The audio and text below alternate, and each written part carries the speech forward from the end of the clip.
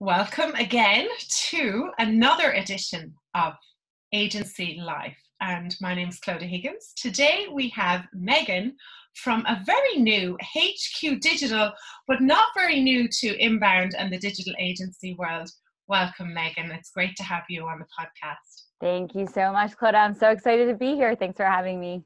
HQ brand new, but not you in the world of inbound. Tell us a little bit about how you fell into this magical world. Oh, sure. I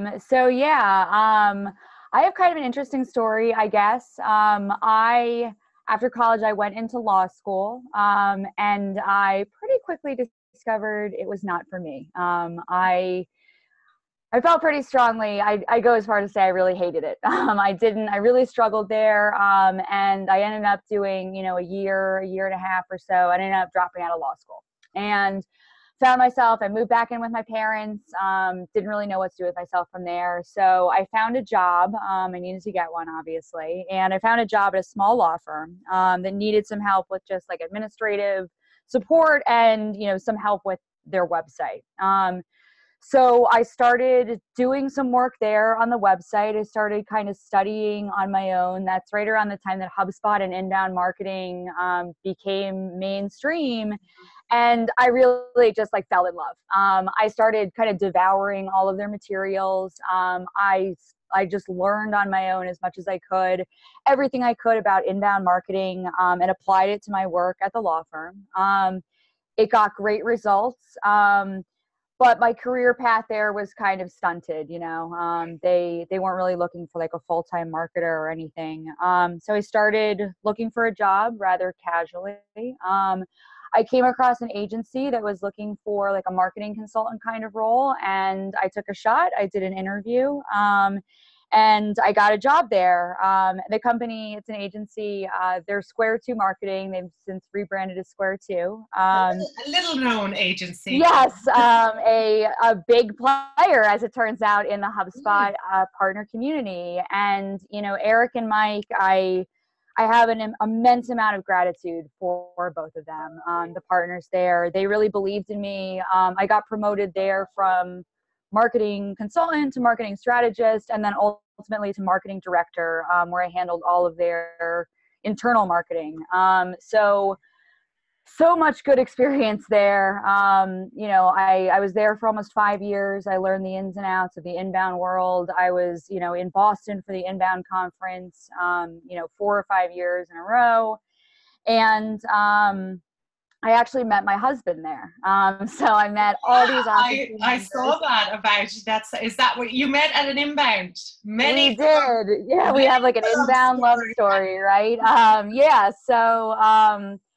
I ended up meeting my husband there, and he was out in Toledo. I ended up moving to Toledo. I kept my job with Square 2 for a while. I ended up leaving. I took an agency job out in Toledo with another HubSpot partner, a VP role. Yeah. Again, Mike and Eric were super supportive through the move, through the new job, the whole team there, everyone on the team, the president, Julie Golden. They were like, good luck. We love you, best of luck to you. Came out to Toledo, did another agency thing for a little while. And then my husband and I kind of realized that we had found a special niche area in doing HubSpot consulting. And so from that, shortly after we got married, our agency was born. HQ. Yeah. You guys have? I'm sorry, what was that? What's the niche you guys have? So we do, pretty specific HubSpot consulting for, B2B companies, mid-sized companies in the Midwest, and then we have some on the coast in the U.S. as well. We have a lot of successful partnerships with SaaS companies specifically. I think a lot of inbounders have realized they're just a good fit culturally for the inbound methodology, for the HubSpot software. They're growth minded. They get it that technology is, key to moving forward and scaling and all of that. So we do a lot of inbound stuff, inbound coaching, workshops, things like that. And just getting people up and running and maximizing their investment in HubSpot. Amazing, because there's agencies out here in Europe today that would be like, oh my goodness, am I actually able to build a whole business around HubSpot? And the reality is that is the future. You know, there's 5,000 HubSpot licenses in the world or something right now. So they're a growing company, and that's really positive to hear. Now, Megan, you've done the other way around. You've been part of the Square 2 journey. How many people when you went in the door to how many when you left? What was that? Double size or? I think more than that. I want to say when I joined the team, I think we were around 20 or so. I think I was normal agency size. Yeah. You know, and by the time I left, you know, they were upwards of 50, 60 employees, you know, acquiring agencies. In my time there, you know, it was just an amazing experience. We were HubSpot Agency of the Year in 2013 and 15. And then we also made the Inc. 5000 list of 5,000 fastest growing companies in the US. Right. I think 2015, 16, and 17. So yeah, it was a wild ride. It was so great. And yeah, you know, I'm a learner by nature. And I just try to absorb everything that I could there. And, you know, we just met so many great clients and team members, mentors, things like that. So yeah, a lot to be learned in my time there. What did they do well as they were growing? Like, what did you observe? Because it is very difficult with culture and people, new people coming in. What are the kind of tips that you would see as agencies all around the world are merging together? If you could identify a couple of things that you go, please guys, if you're acquiring or you're growing so aggressively, get these things right. Yep. Okay. So you've totally nailed it, right? The acquisition thing is tough. The blending of cultures is difficult. And I would say, you know, the things that kept us going were vision and positivity. You know, we had really strong leadership with a really clear, unified vision of what we were doing. And that energy was just so palpable. You know, we would, you know, so they bring in everybody, whether they're remote or in the Philly office, in a few times a year. And we do this company-wide meeting, and, you know, they do, you know, team building activities and things like that. And having a clear picture of where the organization wanted to go, it was kind of a get on board or feel free to leave type of attitude, right? And so not everyone stuck around, right? It wasn't for everyone. There were certainly people along the way that they liked being part of a very small shop that maybe got acquired, and they just weren't really into it. And everyone always, you know, kept a positive attitude and said, you know, best of luck. I saw a couple times where, you know, Square 2 would work with their HR director to actually help place some of those team members into other jobs if it just wasn't a good fit. So yeah, keeping a positive, upbeat attitude, right? Because it wasn't always easy. We didn't always have great days or weeks or quarters, but keeping everybody unified and just with the same consistent message, that really helped. That's super. That's super advice. There's loads of mergers and acquisitions and things happening right now, and that's a really important message. So you've gone from what, like how many people to right to the two of you, right? Yeah. So, you know, today HQ. There's my husband and I, and then we work with a couple other team members who are contractors, but they're working for us, you know, significantly, but still part-time. We're having conversations all the time, you know, with mentors, former colleagues about when is the right time, right, to hire somebody full-time. We also work with a nice network of like freelance contractors, copywriters, designers, developers, things like that, that we kind of pull in as we need them on certain projects. Excellent. That's really good. What do you miss about the big agency, but what do you love? Tell us one. That's a good question. I know they miss the people, so I'm going to give you. I know yours now. What else do you miss? I do. So I do miss the collaboration so much. It can be tough, you know, when you're on your own and you're kind of making decisions in a vacuum. And I'm very lucky. I have my husband. He's great. He's very smart and all of that. But even with just two of you, you know, you second guess yourself a lot, right? Every email that I send, you know, we joke, but seriously, sometimes my husband will be like, Megan, please, no more questions today. Like, I need to get stuff done because, you know, I want some collaboration and some feedback and, you know, that type of brainstorming I certainly miss. And, you know, so you said give another answer, right, besides the people. I would say, I mean, it's both a positive and negative, I guess. Like at Square 2, especially working on the client services side, I got exposure to a lot of clients. You know, doing like a management level position, I had a team of consultants, and I just got exposure to so many different clients in different industries. And for me, I mean, that's one of the most exciting things is going into a new client kickoff meeting and just like opening the floodgates, right? Like learning so much about them. And today, you know, the client volume is much less, which is good and bad, right? So I love being on my own. I get to really hand select the clients that I want to work with. So that's awesome. That means going a little bit deeper sometimes on these clients, but I just don't get the same breadth of experience. So, you know, as the months and the years go by now, I'm learning just differently, like on a deeper level with some of these clients, especially in the software space. But the pace of getting to meet new people and new teams and new styles and new systems, that's slowed down. So I do miss that too sometimes. Yeah. But you have a lot to be sort of looking optimistic for. You know, when I was asking some questions before our interview, one of the things that you mentioned is how to market a marketing agency. Yes. Right? So there would have been things perhaps in the past, now you get to do them your way. Give us some, it is a tough one, isn't it? And we do come across a lot of agencies who are the classic cobbler's shoes. Yes. So what kind of insights would you have for people today on successes you have marketing a marketing agency? Sure. So yeah, marketing for marketing is one of my favorite topics for sure.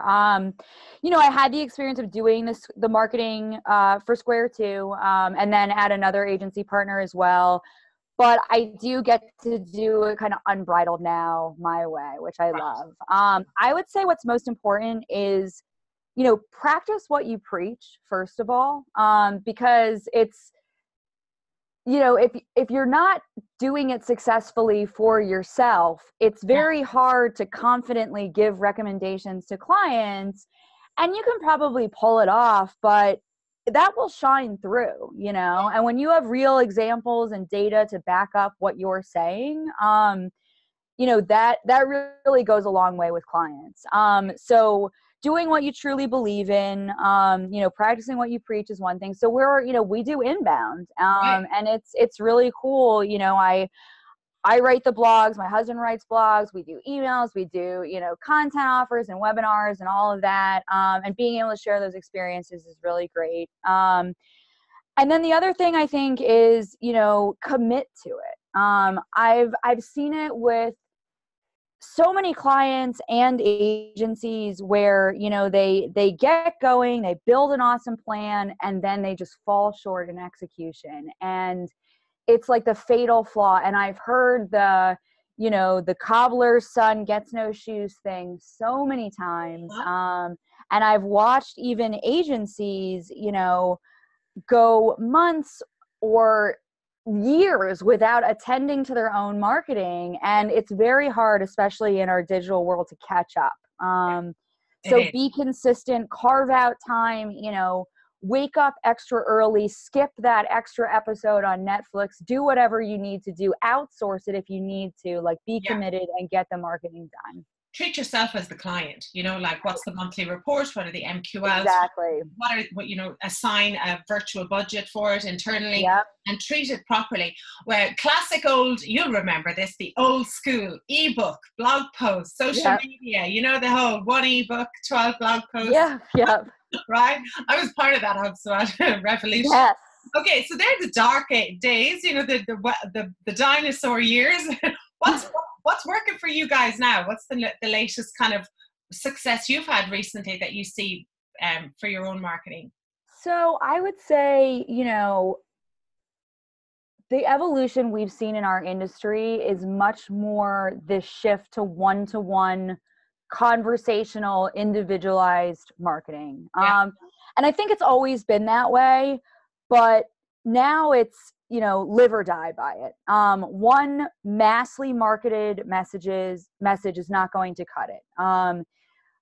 So being a lot more personalized in your outreach, and then taking that to being very individualized and being omni-channel as well. So we see a lot of success, you know, honing in on individual companies and people, and then getting our message to them, which is tailored to them on multiple channels. So the website, email, Facebook, LinkedIn, and it can be exhausting, you know, because you have to be all these different places. But getting in front of these guys, having a consistent message, and being on these multiple channels for sure. The other thing I guess I see specifically, which isn't so much new, but it has been working for us, is using video. So, you know, you mentioned the old school style ebook and blog posts, and we do those things. It's good to have. I love writing personally. If for nothing else, it's just cathartic for me. But getting in front of the camera and doing, you know, being authentic and sharing your message, you know, not only does it connect with people, but search engines and social media algorithms, they love it. And so we use Vidyard, you know, we use the HubSpot integration, we use Zoom all the time. And the video thing has really worked for us. We get a lot of positive feedback on the videos that we do. We use it in the sales and marketing function. So yeah, if you're not using video as an agency, get on board. It's not difficult. It's not difficult from a technology standpoint. It is difficult to, you know, swallow and just do it. It can be tough. Practice makes perfect. For sure. Commit to 30 days of videos and you'll see them progress. Right. You will. Right. Yep. And it's like, you know what? You're not going to be in love with your first video. It's not going to be a Hollywood caliber, you know, Oscar winning performance. I watch older videos that I did even a few months ago, and I just grimace when I watch them. I have to shield my eyes sometimes. But you just keep iterating and keep doing it. And eventually, you get more comfortable and it really starts generating some results. Exactly. And you'd rather do that, be uncomfortable and get through it, than sit there in 30 days time talking about what you should have done, you know? Yeah, for sure. I've really, you know, since I felt it's part of having that team surrounding me, but like in my past positions, I felt a little bit more safe, right? Like I had a net, I had a manager, I had an agency owner behind me to kind of back me up. I had a content director and a creative director to handle, you know, the creative questions. And what I've done today that I feel like has really helped me to grow is I've started embracing feeling uncomfortable. So I've done a lot of trainings with HubSpot, with Dan Tyre and with David Winehouse, who are amazing. And they've helped me to understand, like, get comfortable with being uncomfortable. Because as an agency owner, you know, to use the cliched expression, like you wear so many hats. You have to do the creative and the sales and the marketing. And so I've started to just embrace feeling uncomfortable and just like honing in on that feeling and just translating it to excitement, I guess. And it's really helped me to grow and kind of get through it. And so now it's like where I used to feel uncomfortable and nervous, I now embrace that feeling and look at it as feeling like excited and growing. And I don't always get it right, believe me. Like I blow deals, I mess up, you know, on major things. But you know, it's not brain surgery what we do. And so you have to be willing to make mistakes, and not just willing to make mistakes, like you have to actually fail to grow. That's right. Yeah. And, so once you embrace that, that makes things a little bit easier. That's incredible. That's really good. Yeah, just getting uncomfortable with it, and the video, great tips there. That's fantastic.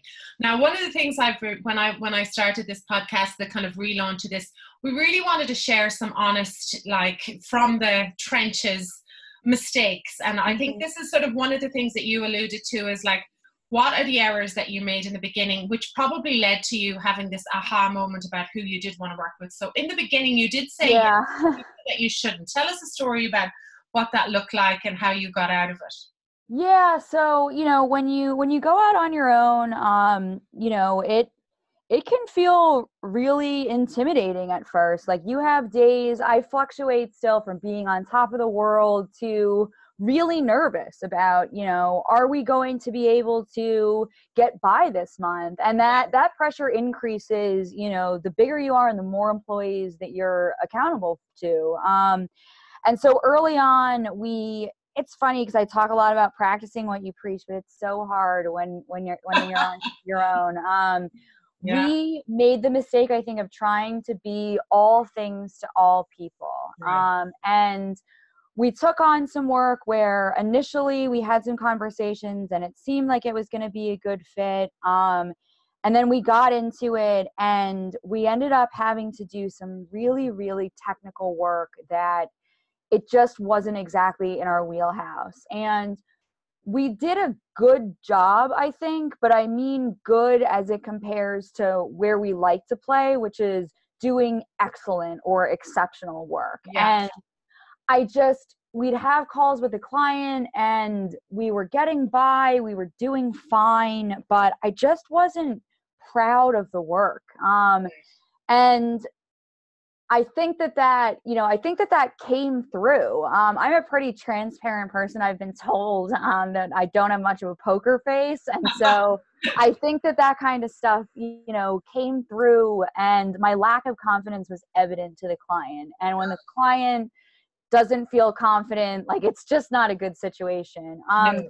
So we had to have, this is another one where I had to, put on my big girl pants and have tough conversations with the client and say, listen, I'm not sure that we're the best partner for you for what you're looking for. And I was terrified going into that conversation. But fortunately, we had built up a pretty good rapport. And he really appreciated our honesty. And so, we were able to kind of recommend some better, more aligned partners for them. And so they really appreciated that. I think we cut back our hours for a few months so they could kind of go a different direction. But once they got these really technical issues sorted out, we kind of swooped back in, and the relationship is good now, and we're kind of a trusted partner. So yeah, knowing when to kind of say no, when to raise your hand and say, listen, like, this isn't something that we're particularly skilled at. You're just better off than, pretending like you know what you're doing, and then because you know how it goes. You can skate by for a few months, but then eventually the client starts digging in and they're like, what happened with this contact and why are these numbers this way? And that's just a position you never want to be in. So be honest, and the clients will appreciate your transparency in the long run. Yeah. Did that help you qualify better when you looked back now? What do you do differently before you get to that stage where you're in? Yes. What do you do differently? How did that help you? So a couple different things. I mean, one is that we try to be very upfront and specific in our sales conversations and then in our statement of work. And when we hear certain triggers, like they might need support on, a $900,000 e-commerce website, like, even though we might salivate over that project, right? Like, that's just not in our wheelhouse. And we raise our hand and we say, like, that's really interesting and probably ties into what we do.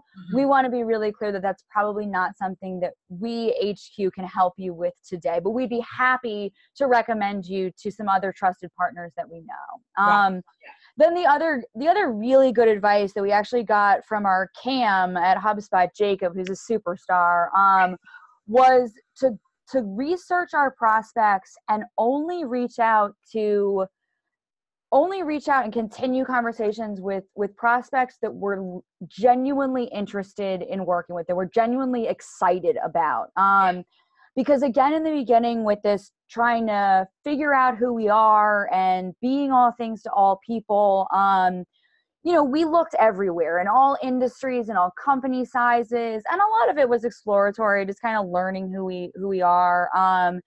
But the more conversations we had, the more I could tell, like, oh, this is a company that I'm really excited about. And that really comes through in every conversation and every email. And we really had to hold our breath for a couple months because, you know, we weren't signing tons of new clients, but it's panned out so well for us because the clients that we are working with, I love them. Like, they're not only great organizations, they're great people, and we love working with them. We're excited for every call, and that just helps in every facet of the business. Like, when we're interviewing like team members to bring on, they can tell that, you know, we're not begrudgingly going to assign them to a client that we kind of know is a pain. Like, they're all just great. And we've been really fortunate to be able to operate that way. But a lot of it really comes back to that advice that we got from Jacob, like, only pursue conversations that you know are going to be a good fit, that you really truly want to work with. Yeah. And are they from different backgrounds and industries, these people? Like, there's a selection in there. You haven't gone down the avenue of a sole, like, industry niche. It's more around their personalities and who they are. People. Yeah, I mean, we're still learning and growing. We have a couple of different verticals that I find are just good fits for Inbound and HubSpot. And, you know, so software and technology and cloud particularly are a good fit for us. And then we also do some work with manufacturing firms. There's a lot of them where I live in Ohio. They tend to be a bit more slow moving, but that's where it comes down to a personality thing, that it's like, it's really an individualized thing. Like, we work with manufacturing companies where, you know, they bring in a new director of sales or a VP of marketing, and they're excited to institute change, and they're really good leaders. And so that tends to be a good fit for us too. The longer I do this, I really see that it really is like a personality thing. Isn't it? It's crazy. It's so funny. Yeah. It's just like, you know, it's just like dating or making friends, that it's like, you just click with some people. And sometimes you just don't. And you're better off, we found at least, like, you're better off moving forward with these people that you just know from kind of your first conversation, than trying to, like, continue to make this relationship work, and then it gets really painful and awkward, and then eventually, obviously, you know, it ends, and it doesn't end well. And in a very transparent digital society where people talk, they leave reviews, you've got a whole team, that's just not a good situation for anyone. It's totally not a good situation. Exactly. And the way to do that, it's a very simple thing, you know, that I've talked to agencies about before. It's about being clear on your core values, what you're good at, what you're not. You're crystal clear. So when you meet someone who's wishy-washy, you're like, we don't know if we're going to get results. But that chemistry, I just give that the same analogy as if a friend introduces you to another friend, and they're jumping up and down like a puppy going, I can't wait for you guys to meet. And then sometimes you meet that person and you're going, I don't have anything in, and nothing happens.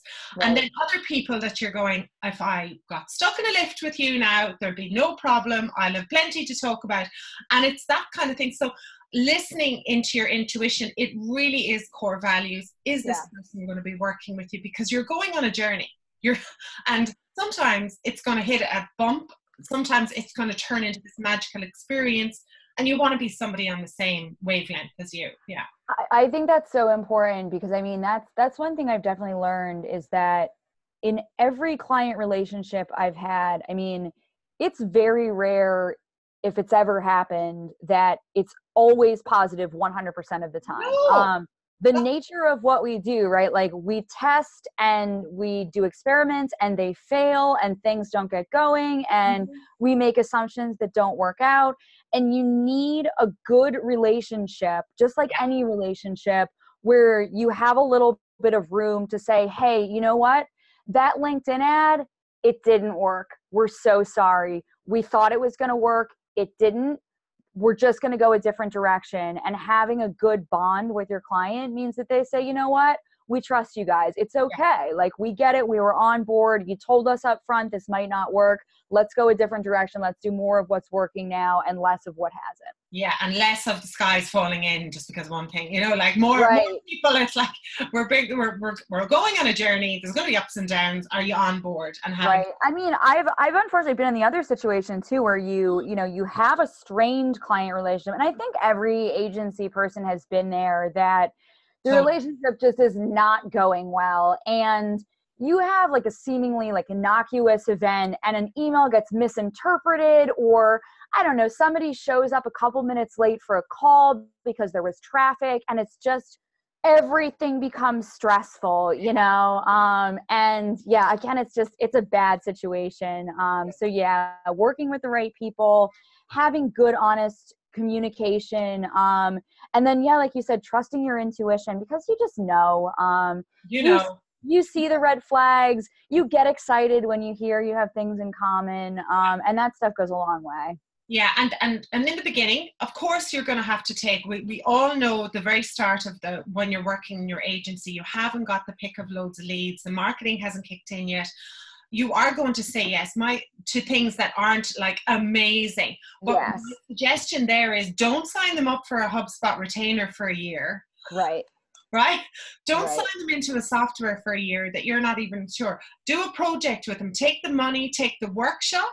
Take the 6-month project, take the day project, take the 90-day project, have an end to it. You know it's not going to be great, so at least know that there's an end point. Certainly don't marry them. Yes. I think that's great advice. You know, we do a lot of these smaller projects. And honestly, I mean, we do a lot of it for free. And it takes a lot of time, and it's not always easy for us to work it into our schedules. But, you know, we'll do coaching sessions or on-site workshops or, you know, audits or whatever, and we'll do them for free and kind of get in there and do a presentation, because over those weeks of preparation and these discovery calls, you know, you get an idea.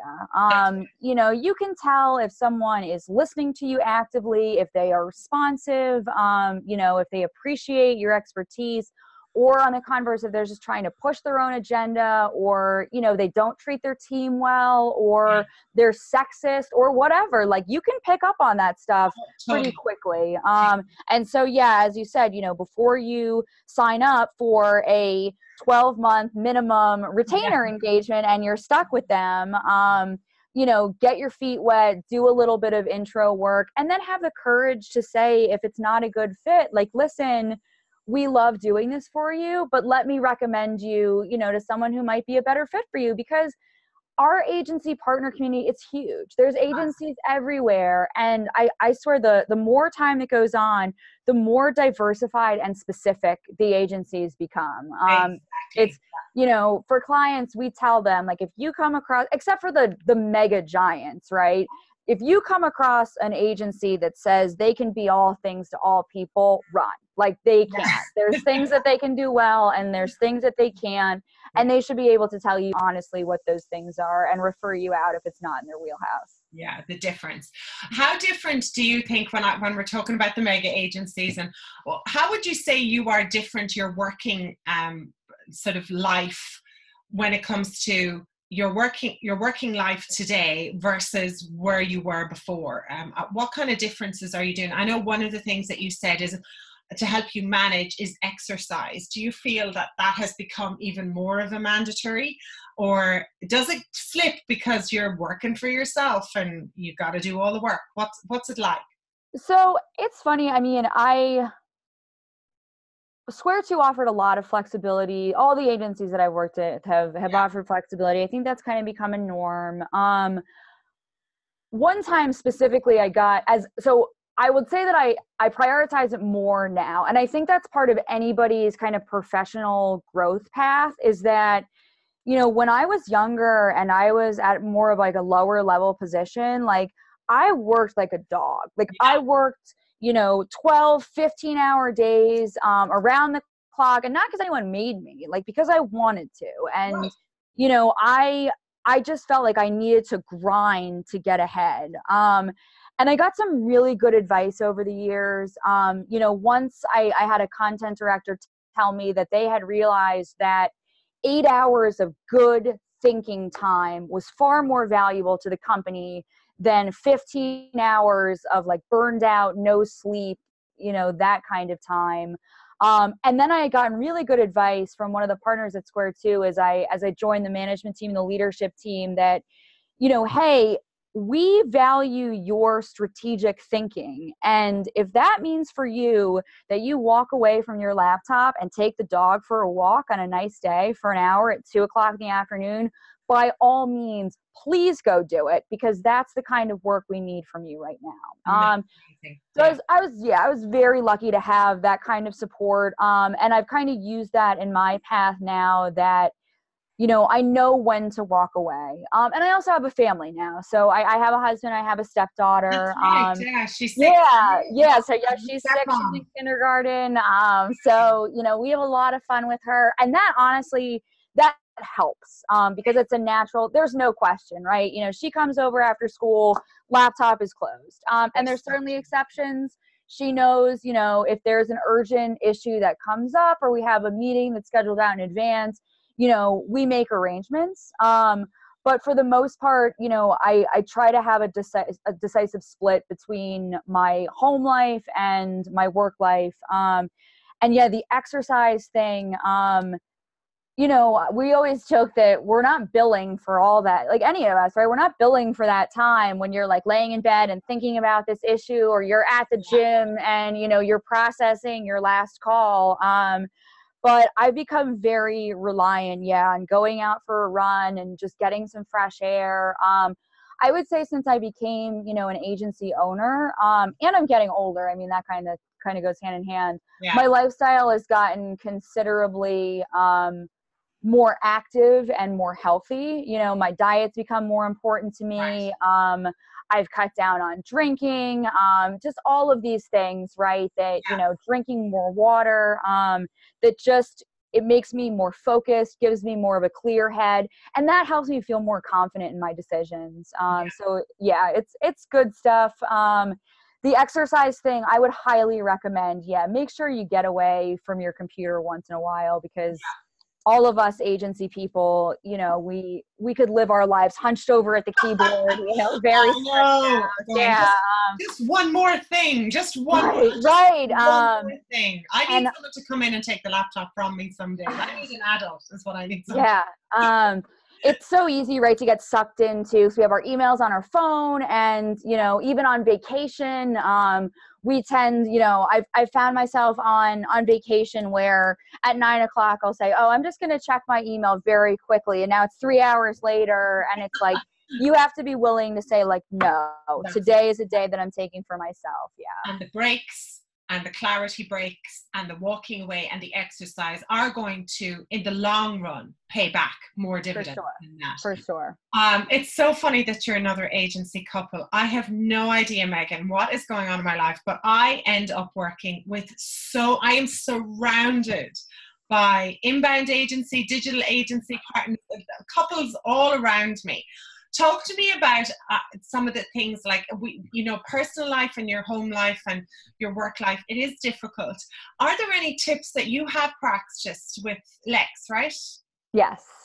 To go, okay, it might feel a bit sort of weird, but you have to have some rituals or something that you would actually put in place to go, do you know what? Otherwise you'd be waking up in the morning talking about the business over breakfast. Have you made a cutoff, or how have you managed? Yes, that's a great question, because we did find ourselves very early on, because we were excited, talking about the business 24/7, at least when Ellie wasn't here, she's at school or at her mom's or whatever. But eventually we realized that it wasn't sustainable. We were going to burn out if we were just we were just kind of blending our work and home life all the time. And so we've instituted some things that I think like any busy marketer has probably heard before. So things like we block time on our calendar. Good. And even if it's, it's client calls are one thing, but we block time that says, this is heads down time for me. We also, even if we don't block time on our calendar, so I work upstairs. So we work in separate rooms too. We met working separately, on calls together, and we just find that that's helpful to be in, separate rooms or separate Zoom windows. But, if one of us goes downstairs to the kitchen and gets some lunch, we'll say like, and the other one starts to try to have a conversation, we'll say, hey, I'm on my lunch right now. I appreciate your enthusiasm, but I need some space, to have my lunch and, play with the dog or whatever. And then if you want to schedule some time with me, I'd be happy to discuss. Oh my God, I love it. So we do that. It's a little artificial. I'm sure it sounds ridiculous to some people, but it's necessary because otherwise you just get burned out. Blending in one after another. I remember ages ago I had a conversation with an agency couple, and it was just blending in, over the dinner table, giving feedback about how a call went and while the kids were there. And she was going, this is like just not sustainable. Like I want my husband, I want to be here with my family. I don't want to be talking about work. So create a safe word. Yes, exactly. So we work out of our home at this point. And, so another thing for us, honestly, is it seems counterintuitive. We're newlyweds. We've been married under a year, but it's to get away from each other and just get out of the house a little bit. So we found that, we love collaborating and we're excited to talk about the business and everything, but at least one day a week, one of us tries to go off-site to a coffee shop or a co-working space or whatever it is. It's just beneficial to get some time on your own and then regroup, because it's like anything else with a relationship. Like absence makes the heart grow fonder. And, we come back together, and rather than going through every single thought that pops into our heads, like now we have a prioritized list of things that we want to talk about, just like you would with any other coworker. You wouldn't go to your business partner around the clock with your ideas, it would drive them crazy. And so, we kind of have to have that artificial separation. You wouldn't ring them in the middle of the night. Right. Right. So that's incredible. Yeah. If you listen to the first episode that I did with Izzy and Rania, they are 13 years married, girls. So, and they have exactly the same thing. He has his room. She has her room. And that's been working really well for a very, very long time. So you're on. Good. That's good to hear. Yes. So this has been an incredible insight in here, and it's just wonderful to hear from your perspective and your tips on things. So thank you for that. You can imagine today that there is an agency out there, signing up with HubSpot for the first time, right? They're with their plan, they're getting all excited.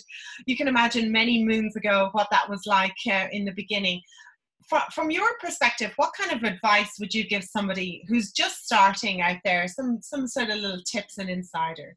Sure. So I would say my best advice would be to take some time to really investigate the landscape of the HubSpot agency partner community, because it's incredible. It's such a supportive network of people, both at HubSpot itself and then among these agency owners that, you would think they'd be competition, right? But it's not like that at all. So I think I mentioned, I've done a lot of the sales line courses and the trainings with Dan Tyre and David Winehouse. We work closely with our CAM. It can be really easy, just like anything marketing for marketing, to put it off and say, hey, we'll meet next month or next quarter. But they bring so much valuable advice and so many valuable resources to us that, we've really come to rely on them. And then the other agency owners, a lot of it stems from Partner Day. That's an incredible experience, and it's easy when you're there to put your head down and be on your phone and answering emails and, connect it back to the office. But yeah, if you can disconnect and and make an effort to get to know some of these agency owners. I mean, talking to you today, I'm in the US, you're in Ireland. Like, we just talked to an agency the other day, they're in Germany. Like, it's so cool. It's a worldwide thing. And I was telling someone the other day, like, we had much more in common with this agency in Germany than that I've had with agencies here in Toledo in the same town as me. And it's like, you can just gather so much from these different agencies. We're part of the Facebook group too, which is an amazing resource. People are always putting out questions and even opportunities for work and projects. And you can see pretty instantly like what a supportive community that is. So yeah, that'd be my advice. Take advantage of what HubSpot has to offer because it's not just a software reseller community, it's an actual community of people, that are willing to help.